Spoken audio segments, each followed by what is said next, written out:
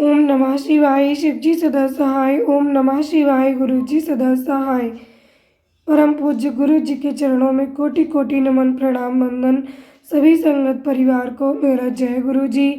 आदि शक्ति माता पार्वती और त्रिकालदर्शी देवादिदेव भगवान भोलेनाथ के चरणों में सादर प्रणाम।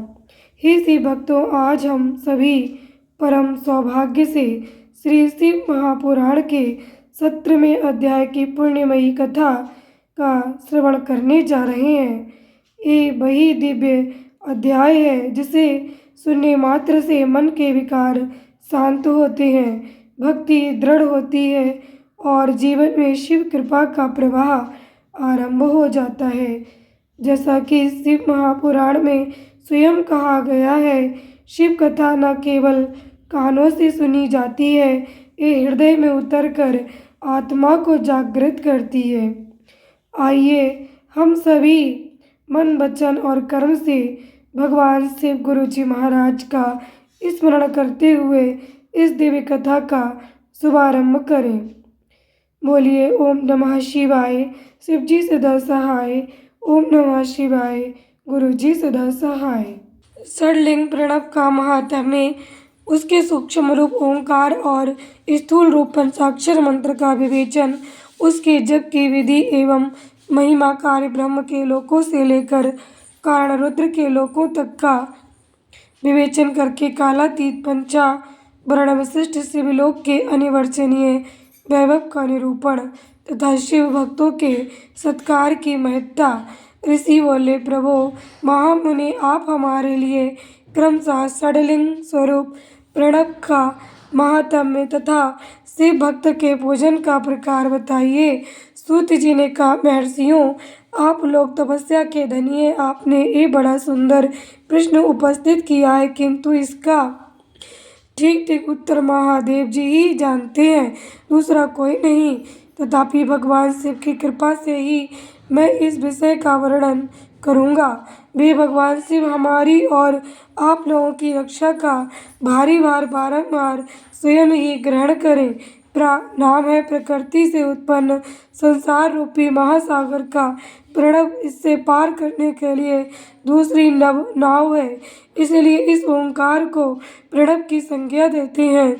ओंकार अपने जप करने वाले साधकों से कहता है, प्रपंच नहीं है, बात तुम लोगों के लिए। अतः इस भाव को लेकर भी ज्ञानी पुरुष ओम को प्रणव नाम से जानते हैं। इसका दूसरा भाव यूं है, प्रकर्षेण न नयेत बा युष्मान मोक्षम यति बा प्रणवा, अर्थात ये तुम सब उपासकों को बलपूर्वक मोक्ष तक पहुंचा देगा। इस अभिप्राय से भी इसे ऋषि मुनि प्रणव कहते हैं। अपना जप करने वाले योगियों के तथा अपने मंत्र की पूजा करने वाले उपासक के समस्त कर्मों का नाश करके एक दिव्य नूतन ज्ञान देता है, इसलिए भी इसका नाम प्रणव है। उन माया रहित महेश्वर को ही नव अर्थात नूतन कहते हैं। वे परमात्मा प्रकृष्ट रूप से नव अर्थात शुद्ध स्वरूप है, इसलिए प्रणव कहलाते हैं। प्रणव साधक को नव अर्थात नवीन शिव स्वरूप कर देता है, इसलिए भी विद्वान पुरुष उस प्रणव के नाम से जानते हैं अथवा प्रकृष्ट रूप से नव दिव्य परमात्म ज्ञान प्रकट करता है, इसलिए वह प्रणव है। प्रणव के दो भेद बताए गए हैं, स्थूल और सूक्ष्म। एक अक्षर रूप जो ओम है, उसे सूक्ष्म प्रणव जानना चाहिए, और नमः शिवाय इस 5 अक्षर वाले मंत्र को स्थूल प्रणव समझना चाहिए। जिसमें 5 अक्षर व्यक्त नहीं है वे सूक्ष्म, और जिसमें 5 अक्षरों सुस्पष्ट रूप से व्यक्त है वे स्थूल है। जीवन मुक्त पुरुष के लिए सूक्ष्म प्रणव के जप का विधान है, वही उसके लिए समस्त साधकों का सार है। यद्यपि जीवन मुक्त के लिए किसी साधन की आवश्यकता नहीं है, क्योंकि वह सिद्ध रूप है, तथापि दूसरों की दृष्टि में जब तक उसका शरीर रहता है तब तक उसके द्वारा प्रणव जप की सहज साधना स्वतः होती रहती है। वह अपनी देह का विलय होने तक सूक्ष्म प्रणव मंत्र का जप और उसके अर्थभूत परमात्मा तत्व का अनुसंधान करता रहता है। जब शरीर नष्ट हो जाता है तब वह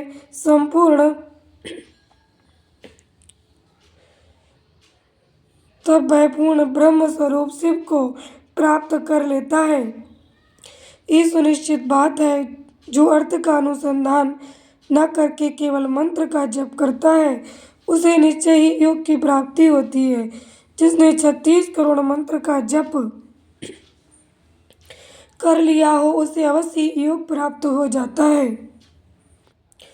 सूक्ष्म प्रणव के भी हर्ष और दीर्घ के भेद से 2 रूप जानने चाहिए, अकार, उकार, मकार, बिंदु, नाद, शब्द, काल और कला। इनसे एक तो जो प्रणव है उसे दीर्घ प्रणव कहते हैं। वह योगियों के ही हृदय में स्थित होता है। मकार पर्यंत जो ओम है वह आ, उ, मा इन 3 तत्वों से युक्त है। इसी को अर्थ प्रणव कहते हैं। आ शिव है, उ शक्ति और मकार इन दोनों की एकता है। वह त्रितत्व रूप है। ऐसा समझकर हर्ष प्रणव का जप करना चाहिए। जो अपने समस्त पापों का क्षय करना चाहते हैं उनके लिए हर्ष प्रणव का जप अत्यंत आवश्यक है।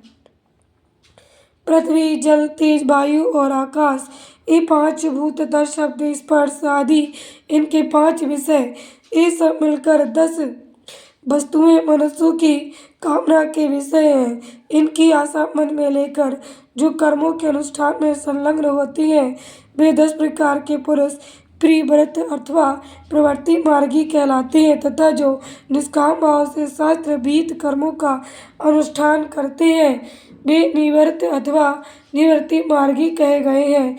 प्रवृत्त पुरुषों को हर्ष प्रणव का ही जप करना चाहिए और निवृत्त पुरुषों को दीर्घ प्रणव का व्याहतियों तथा अन्य मंत्रों के आदि में इच्छानुसार शब्द और कला से युक्त प्रणव का उच्चारण करना चाहिए।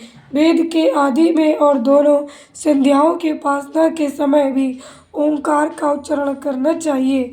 प्रणव का 9 करोड़ जप करने से मनुष्य शुद्ध हो जाता है। फिर 9 करोड़ का जप करने से वह पृथ्वी पर विजय पा लेता है। तत्पश्चात पुनः 9 करोड़ का जप करके वह जल तत्व को जीत लेता है।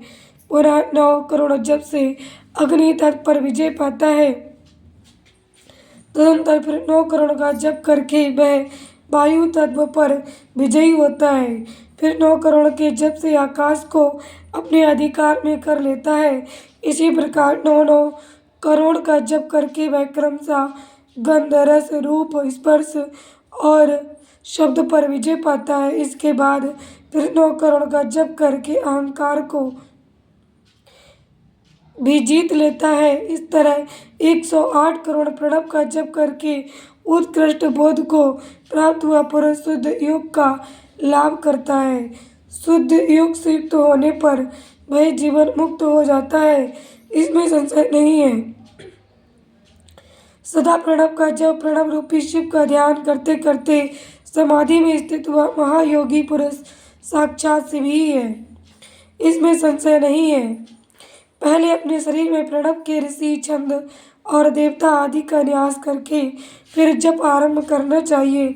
आकार आदि मार्तिका वर्णों से युक्त प्रणव का अपने अंगों में न्यास करके मनुष्य ऋषि हो जाता है। मंत्रों के 10वें संस्कार मार्तिका न्यास तथा षड्दशोधन आदि के साथ संपूर्ण न्यास फल उससे प्राप्त हो जाता है। प्रवृत्ति तथा निवृत्ति से मिश्रित भाव वाले पुरुषों के स्थूल प्रणव का जप ही अभिष्ट साधक होता है। क्रिया, तप और जप के योग से शिव योगी 3 प्रकार के होते हैं, जो क्रमशः क्रिया योगी, तपो योगी और जप योगी कहलाते हैं। जो धन आदि वैभवों से पूजा सामग्री का संचय करके हाथ आदि अंगों से नमस्कार आदि क्रिया करते हुए इष्ट देव की पूजा में लगा रहता है, वह क्रिया योगी कहलाता है। पूजा में संलग्न रहकर जो परिमित भोजन करता है, बाह्य इंद्रियों को जीत कर वश में किए रहता है और मन को भी वश में करके परद्रोह आदि से दूर रहता है, वह तपोयोगी कहलाता है। इन सभी सद्गुणों से युक्त होकर जो सदा शुद्ध भाव से रहता तथा समस्त काम आदि दोषों से रहित हो शांत चित्त से निरंतर जप किया करता है, उसे महात्मा पुरुष जप योगी मानते हैं। जो मनुष्य 16 प्रकार के उपचारों से शिव योगी महात्माओं की पूजा करता है, वह शुद्ध होकर सालोक्य आदि के क्रम से उत्तरोत्तर उत्कृष्ट मुक्ति को प्राप्त कर लेता है। द्विजो, अब मैं जप योग का वर्णन करता हूँ, तुम सब लोग ध्यान देकर सुनो। तपस्या करने वाले के लिए जप का उपदेश किया गया है, क्योंकि वह जप करते करते अपने आप को सर्वथा शुद्ध निष्पाप कर लेता है। ब्राह्मणों, पहले नमः पद हो, उसके बाद चतुर्थी विभक्ति में शिव शब्द हो तो पंच तत्वात्मक नमः शिवाय मंत्र होता है। इसे शिव पंचाक्षर कहते हैं। ये स्थूल प्रणव रूप है। इस पंचाक्षर के जब से ही मनुष्य संपूर्ण सिद्धियों को प्राप्त कर लेता है। पंचाक्षर मंत्र के आदि में ओंकार लगाकर ही सदा उसका जप करना चाहिए। जो गुरु के मुख से पंचाक्षर मंत्र का उपदेश पाकर जहाँ सुखपूर्वक निवास किया जा सके, ऐसे उत्तम भूमि पर महीने के पूर्व पक्ष शुक्ल में प्रतिपदा से आरंभ करके कृष्ण पक्ष की चतुर्दशी तक निरंतर जप करता रहे। माघ और भादो के महीने अपना विशिष्ट महत्व रखते हैं। इस समय सब समयों से उत्तमोत्तम माना गया है। साधक को चाहिए कि वह प्रतिदिन एक बार परिमित भोजन करे, मौन रहे, इंद्रियों को बस में रखे, अपने स्वामी एवं माता पिता की नित्य सेवा करे। इस नियम से रहकर जप करने वाला पुरुष एक सहस्त्र जप से ही शुद्ध हो जाता है, अन्यथा वह ऋणी होता है। भगवान शिव का निरंतर चिंतन करते हुए पंचाक्षर मंत्र का 5 लाख जप करे। जप काल में इस प्रकार ध्यान करे। कल्याणदाता भगवान शिव कमल के आसन पर विराजमान हैं। उनका मस्तक श्री गंगा जी तथा चंद्रमा की कला से सुशोभित है। उनकी बाईं जांघ पर आदि शक्ति भगवती उमा बैठी हैं। वहाँ खड़े हुए बड़े बड़े गण भगवान शिव की शोभा बढ़ा रहे हैं। महादेव की अपने 4 हाथों में मृग मुद्रा, टंक तथा बर अभय की मुद्राएं धारण किए हुए हैं। इस प्रकार सदा सब पर अनुग्रह करने वाले भगवान सदाशिव का बारंबार स्मरण करते हुए हृदय अथवा सूर्य मंडल में पहले उनके मानसिक पूजा करके फिर पूर्वाभिमुख हो पूर्वोक्त पंचाक्षरी विद्या का जप करे। उन दिनों साधक सदा शुद्ध कर्म ही करे और दुष्कर्म से बचा रहे। जबकि समाप्ति के दिन कृष्ण पक्ष की चतुर्दशी को प्रातःकाल नित्य कर्म करके शुद्ध एवं सुंदर स्थान में शौच संतोष आदि नियमों से युक्त तो शुद्ध हृदय से पंचाक्षर मंत्र का 12 सहस्त्र जप करे। तत्पश्चात 5 सपत्नीक ब्राह्मणों का जो श्रेष्ठ एवं से भक्त हों वर्ण करे। इनके अतिरिक्त एक श्रेष्ठ आचार्य प्रवर का भी वर्ण करे और उससे सांब सदाशिव का स्वरूप समझे। ईशान, तत्पुरुष, अमोघ, अघोर, वामदेव तथा सद्योजात इन 5 के प्रत्येक स्वरूप 5 श्रेष्ठ और शिव भक्त ब्राह्मणों का वर्ण करने के पश्चात पूजन सामग्री को एकत्र करके भगवान शिव का पूजन आरंभ करे। विधि पूर्वक शिव की पूजा संपन्न करके होम आरंभ करे। अपने ग्रह सूत्र के अनुसार सुखांत कर्म करके अर्थात परिसमोहन, उपलेपन, उल्लेखन, मृद, उद्धकरण और अभ्युक्षण इन पंचभूत संस्कारों के पश्चात वेदी पर स्वाभिमुख अग्नि को स्थापित करके कुशकंडिका के अनंतर प्रज्वलित अग्नि में आज्य भागांत आहुति देकर प्रस्तुत होम का कार्य आरंभ करे। कपिला गाय के घी से 11, 101 अथवा 1001 आहुतियाँ स्वयं ही दे अथवा विद्वान पुरुष शिवभक्त ब्राह्मणों से 108 आहुतियाँ दिलाए। होम कर्म समाप्त होने पर गुरु को दक्षिणा के रूप में एक गाय और बैल देने चाहिए। ईशान आदि के प्रतीक रूप जिन 5 ब्राह्मणों का वर्णन किया गया हो उनको ईशान आदि का स्वरूप ही समझे तथा आचार्य को सांब सदाशिव का स्वरूप माने। इसी भावना के साथ उन सबके चरण धोए और उनके चरणों तक से अपने मस्तक को सींचे। ऐसा करने से वह साधक अगणित तीर्थों में तत्काल स्नान करने का फल प्राप्त कर लेता है। उन ब्राह्मणों को भक्तिपूर्वक दशांश अन्न देना चाहिए। गुरु पत्नी को पराशक्ति मानकर उनका भी पूजन करे। ईशानादि क्रम से उन सभी ब्राह्मणों का उत्तम अन्न से पूजन करके अपने वैभव विस्तार के अनुसार रुद्राक्ष वस्त्र बड़ा और पुआ आदि अर्पित करे। तदंतर दिक्पाल आदि को बलि देकर ब्राह्मणों को भरपूर भोजन कराए। इसके बाद देवेश्वर शिव से प्रार्थना करके अपना जप समाप्त करे। इस प्रकार पुरस्चरण करके मनुष्य उस मंत्र को सिद्ध कर लेता है। फिर 5 लाख जप करने से समस्त पापों का नाश हो जाता है। तदंतर पुनः 5 लाख जप करने पर अतल से लेकर सत्यलोक तक 14 भुवनों पर क्रमशः अधिकार प्राप्त हो जाता है। यदि अनुष्ठान पूर्ण होने के पहले बीच में ही साधक की मृत्यु हो जाए तो वह परलोक में उत्तम भोग भोगने के पश्चात पुनः पृथ्वी पर जन्म लेकर पंचाक्षर मंत्र के जप का अनुष्ठान करता है। समस्त लोकों का ऐश्वर्य पाने के पश्चात वह मंत्र को सिद्ध करने वाला पुरुष यदि पुनः 5 लाख जप करे तो उसे ब्रह्मा जी का सामीप्य प्राप्त होता है। पुनः 5 लाख जप करने से सारूप्य नामक ऐश्वर्य प्राप्त होता है। 100 लाख जप करने से वे साक्षात ब्रह्मा के समान हो जाता है। इस तरह कार्य ब्रह्म हृदय गर्भ का सायुज्य प्राप्त करके वह उस ब्रह्मा का प्रलय होने तक उस लोक में यथेष्ट भोग भोगता है। फिर दूसरे कल्प का आरंभ होने पर वह ब्रह्मा जी का पुत्र होता है। उस समय फिर तपस्या करके दिव्य तेज से प्रकाशित हो वह क्रमशः मुक्त हो जाता है।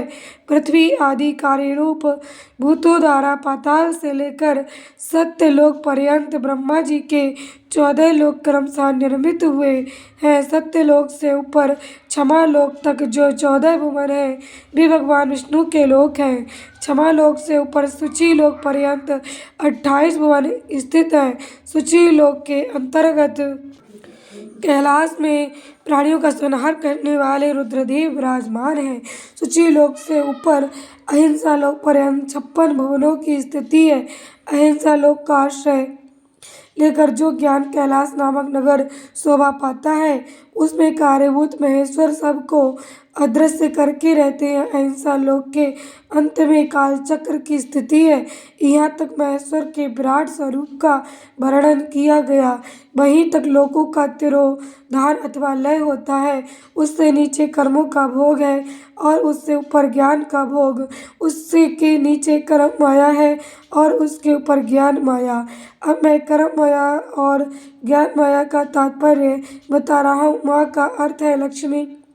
उससे कर्म भोग याद प्राप्त होता है इसलिए वह माया अथवा कर्म माया कहलाती है।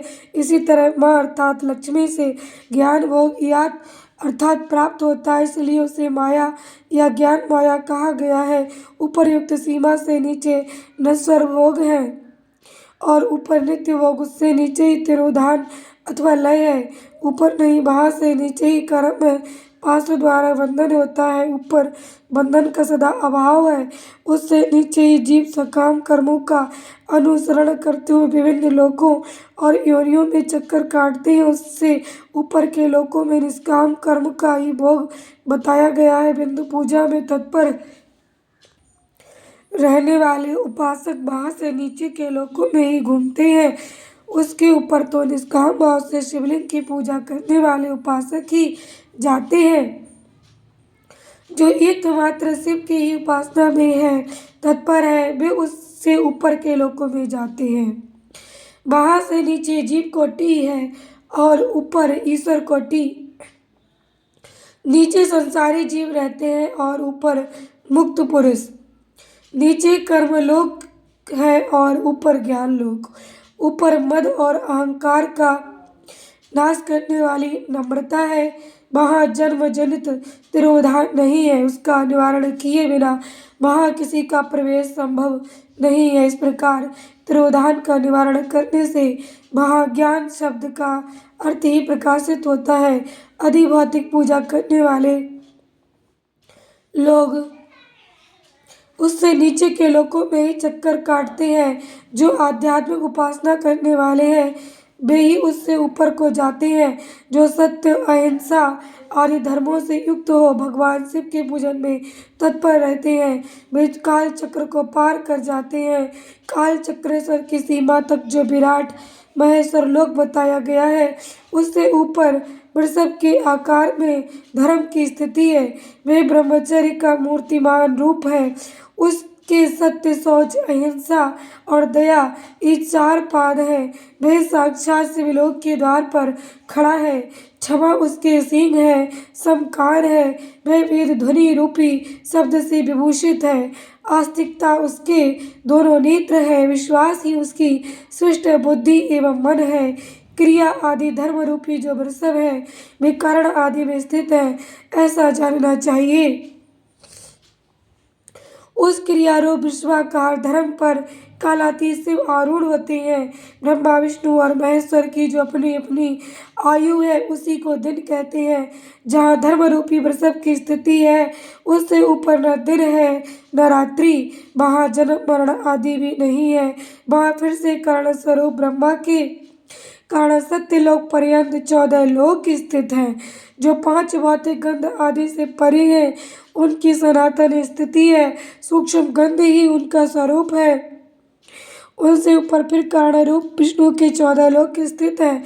उनसे भी ऊपर फिर कारण रूपी रुद्र के 28 लोकों की स्थिति मानी गई है।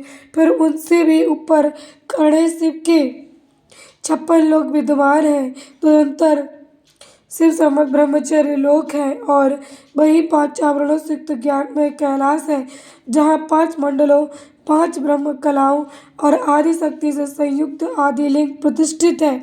उसे परमात्मा शिव का शिवालय कहा गया है। वही पराशक्ति से युक्त परमेश्वर शिव निवास करते हैं। वे सृष्टि, पालन, संहार, तिरोभाव और अनुग्रह इन 5 कृत्यों में प्रवीण है। उनका श्री विग्रह सच्चिदानंद स्वरूप है। वे सदा ध्यान रूपी धर्म में स्थित रहते हैं और सदा सब पर अनुग्रह किया करते हैं। वे स्वात्मा राम है और समाधि रूपी आसन पर आसीन हो नित्य विराजमान होते हैं। कर्म एवं ध्यान आदि का अनुष्ठान करने से क्रमशः साधन पथ में आगे बढ़ने पर उनका दर्शन साध्य होता है। नित्य नैमित्तिक आदि कर्मों द्वारा देवताओं का भजन करने से भगवान शिव के समाराधन कर्म में मन लगता है। क्रिया आदि जो शिव संबंधी कर्म है उनके द्वारा शिव ज्ञान सिद्ध करे। जिन्होंने शिव तत्व का साक्षात्कार कर लिया है अथवा जिन पर शिव की कृपा दृष्टि पड़ चुकी है वे सब मुक्त ही हैं। इसमें संशय नहीं। आत्मस्वरूप से जो स्थिति है वही मुक्ति है। एकमात्र अपने आत्मा में रमण या आनंद का अनुभव करना ही मुक्ति का स्वरूप है। जो पुरुष क्रिया, तप, जप, ज्ञान और ध्यान रूपी धर्मों में भली भांति स्थित है वही शिव का साक्षात्कार करके स्वात्माराम सत्वरूप मोक्ष को भी प्राप्त कर लेता है। जैसे सूर्य देव अपनी किरणों से अशुद्धि को दूर कर देते हैं, उसी प्रकार कृपा करने में कुशल भगवान शिव अपने भक्त के अज्ञान को मिटा देते हैं। अज्ञान की निवृत्ति हो जाने पर शिव ज्ञान स्वतः प्रकट हो जाता है। शिव ज्ञान से अपना विशुद्ध स्वरूप आत्मा और आत्म तत्व प्राप्त होता है और आत्मा रामत्व की सम्यक स्थिति हो जाने पर मनुष्य कृत्य हो जाता है। इस तरह यहाँ जो कुछ बताया गया है वह पहले मुझे गुरु परंपरा से प्राप्त हुआ था। तत्पश्चात मैंने पुनः नंदीश्वर के मुख से इस विषय को सुना था। नंदी स्थान से परे जो सर्व सो संवेद से वैभव है उसका अनुभव केवल भगवान शिव को ही है। साक्षात शिवलोक के उस वैभव का ज्ञान सबको शिव की कृपा से ही हो सकता है, अन्यथा नहीं, ऐसा आस्तिक पुरुषों का कथन है। साधक को चाहिए कि वे 5 लाख जप करने के पश्चात भगवान शिव की प्रसन्नता के लिए महाभिषेक के नैवेद्य निवेदन करके शिव भक्तों का पूजन करें।